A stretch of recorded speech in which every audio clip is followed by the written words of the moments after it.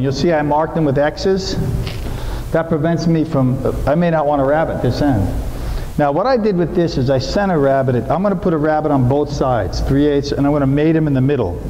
It does two things for me. Number one, I don't have to sit here and calculate, well, that's not really the center of my fan if I would have rabbeted offset. So when I get to the center, I'm going to be off, right?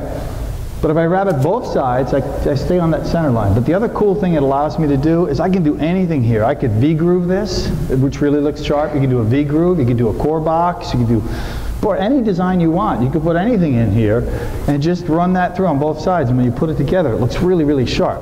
So that's what I'm going to do, is rabbet both sides. But I may not want to do both sides. On this one here, see, I'm going to set this in. You see how it fits perfectly into that half round? So this is my first one up. I don't want to rabbet that one, so I'd mark my X's on this side here. So that's what we're going to do, is we're just going to, keep going around our radius here. So I'm going to do both sides of this. So what I made, just for ease, is another little jig here. And I can take this. Now, I'm going to go for my next router, which is the 1400 router. And before I start using it, I want to show you one thing about it that's really neat. Remember the old Porter cables? They would have those little two-threaded things you could put in, and you could get a 3/8, and you could do copy work with it, you could route with it, use it as an inch guide. Well, they designed this to fit on the bottom of the Festool router so that you could use those old rings that you might have around. So I took a couple of them, I ordered a bunch of them, and I drilled 2 holes in it, and I mounted it to my trammel.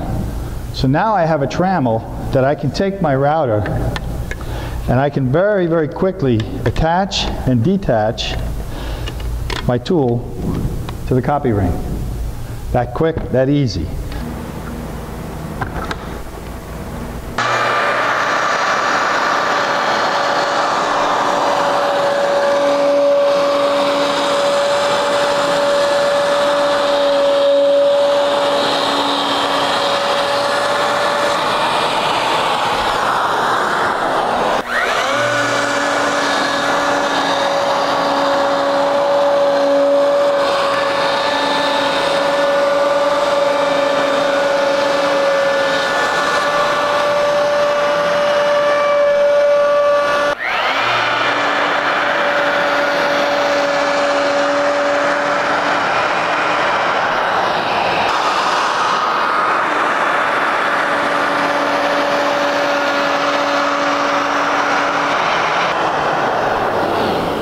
And there's our sun.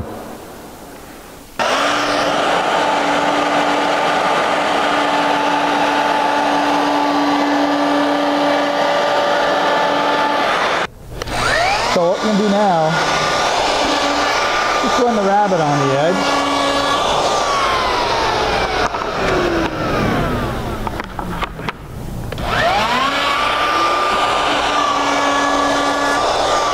I'm using a rabbeting bit, 3/8 inch rabbeting bit.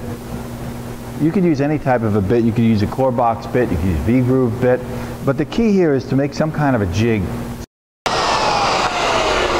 So we'll make 12 of these up.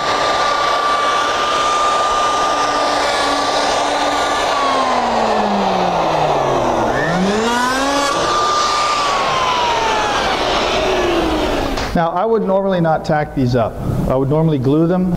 This is a chemical bond. When I put the 702 on one side of my PVC, when I apply it to the backboard, right? I apply it to the backboard. What's going to happen is that it's a chemical bond that has to draw into the other material. And so what's going to happen is you get a stronger bond by applying it only to one side. If you apply it to two sides, the chemical bond is going to go both directions, and in the middle, what do you got? Glue. So the stronger bond, put it on the one side, and then you can glue it together, and that won't come apart. And it's a waterproof glue. But we're just going to tack it because I need to pull this apart. So there's one, and then you work your way all the way around. We've been working on this all week. This started out blank this week. So we would continue on. By the end of next week, we'll get it all finished. And that's kind of how you do that. And it makes it really, really easy. To finish it off, you've already got that backboard done. Take that flush cut trim bit.